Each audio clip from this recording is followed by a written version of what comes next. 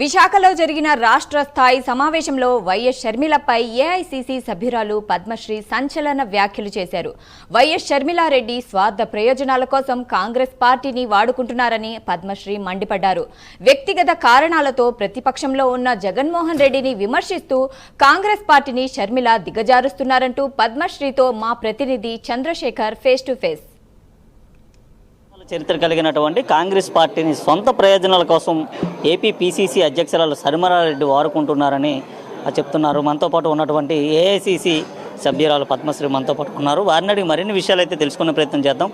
Madam గారు నమస్తే. ఈరోజు మీ అందరూ కలిసి సమావేశం అవ్వడానికి గల ప్రధాన కారణం చాలా బాధాకరమైనటువంటి పరిస్థితుల్లో వివక్షకు గురి కాబడి ఎటువంటి ప్రాధాన్యత లేక చాలా ఆవేదన చెందుతున్నటువంటి ఆంధ్రప్రదేశ్ కాంగ్రెస్ పార్టీ కుటుంబ సభ్యులు నాయకులు కానీ కార్యకర్తలు కానీ 2014 తర్వాత కాంగ్రెస్ పార్టీ జెండా మూసి చాలా అవమానాలు భరిస్తూ ఇప్పటికీ కాంగ్రెస్ పార్టీని బలోపేతం చేసుకోవడం కోసం రాహుల్ గాంధీ గారిని ప్రధానమంత్రిని చేసుకోవటమే లక్ష్యంగా ఆయనతో కలిసి ప్రయాణం చేసి ఆయన నాయకత్వాన్ని బలపరుస్తున్నటువంటి క్యాడర్ మొత్తం చాలా నిర్లిప్తతతో ఉంది. నిర్లక్ష్యం కాబట్టమే కాదు, అందరూ కూడా సైలెంట్గా ఉన్నారు. గత సంవత్సర కాలంగా షర్మిలారెడ్డి పీసీసీ అధ్యక్షుల బాధ్యత చేపట్టినప్పటి నుంచి కూడా కేడర్ని పట్టించుకోకుండా సొంత ప్రయోజనాల కోసం కాంగ్రెస్ పార్టీని వాడుకుంటుంది అనేది అందరి ఆలోచన, వాయిస్ కూడా అదే.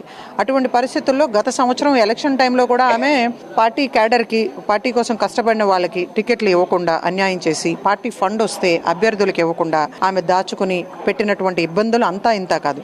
దాన్ని ఆల్రెడీ మేము లాస్ట్ ఇయరే ఎలక్షన్ల తర్వాత ఏఐసీసీ పెద్దలందరికీ కూడా విన్నవించుకుని రావటం జరిగింది. మళ్ళీ సంవత్సర కాలం తర్వాత ఇప్పుడు లోకల్ బాడీ ఎలక్షన్స్ రాబోతా ఉన్నాయి. క్యాడర్ మొత్తం కూడా నిర్లిప్తతో ఉంది, చాలా నిశ్శబ్దంగా ఉంది. షర్మిల ఎక్కడుందో ఎవరికి తెలియదు.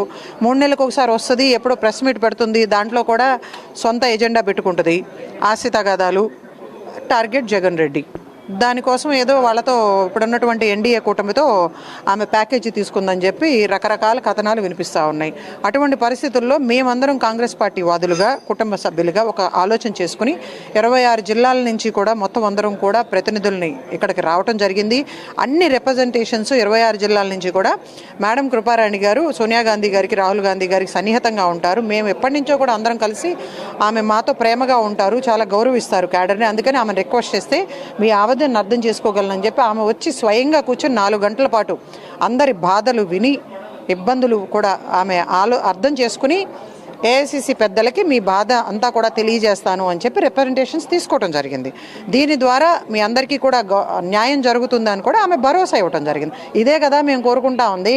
మాకు కార్యకర్తకి భుజం మీద చేయి వేసి నేను అండగా ఉంటాను, మీకు ఎప్పుడైనా ఏ కష్ట నష్టాల్లో అయినా మీతో కలిసి ప్రయాణం చేస్తానని చెప్పి భరోసా ఇచ్చేటువంటి నాయకత్వం ఏ క్యాడర్ అయినా కోరుకుంటుంది, ఏ పార్టీలో అయినా.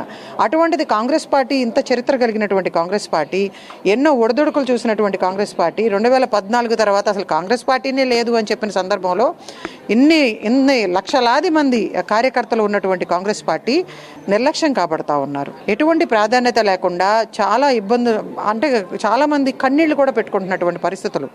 ఇవన్నీ చూసిన తర్వాత మేము సైలెంట్గా ఉండలేనటువంటి పరిస్థితి. ఎక్కువగా విశాఖపట్నం వస్తుంది, కేవలం స్టీల్ ప్లాంట్ కోసం మాత్రమే ఎక్కువగా ప్రస్తావిస్తుంది. ఆ తర్వాత ఇక్కడ ఉన్నటువంటి సమస్యలు కానీ, ఇక్కడ మత్స్యకారుల సమస్యలు కానీ, ఇతర సమస్యలపైన కానీ ఎప్పుడు కూడా షర్మిలారెడ్డి మాట్లాడినటువంటి దాఖలు లేవు.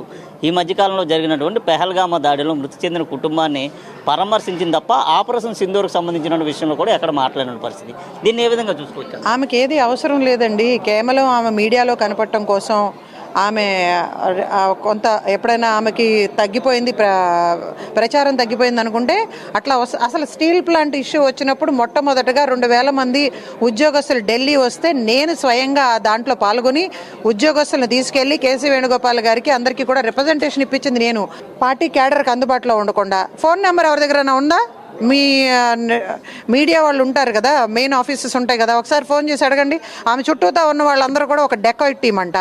తెల్లారు లేచిన దగ్గర నుంచి మా పార్టీ క్యాడర్ దగ్గరికి ఫోన్లు చేయటం, డబ్బులు అడగటం, మీకు పదవులు కావాలంటే అన్ని వేలు ఇవ్వాలి, ఇన్ని లక్షలు ఇవ్వాలి. పార్టీ టికెట్లు అలాగే అమ్ముకుంది కదా, పార్టీ ఫండ్ను కూడా దాచేసుకుంది. ఆ డబ్బులతో నెలకు ఒకసారి యూఎస్ వెళ్తుందంట, నెలకు ఒకసారి సింగపూర్ వెళ్తుందంట. మరి ఇప్పటికీ కూడా ఆమె కాదండి, జగన్మోహన్ రెడ్డి కూడా వాళ్ళు వేసుకునే దుస్తులతో సహా కాంగ్రెస్ పార్టీ సొమ్మండి. కాంగ్రెస్ పార్టీని రక్తాన్ని దోచుకుని అదేవిధంగా డబ్బులు కూడగట్టుకుని ఈ రోజున కాంగ్రెస్ పార్టీని అబాస్పాలు చేస్తూ ఉన్నారు.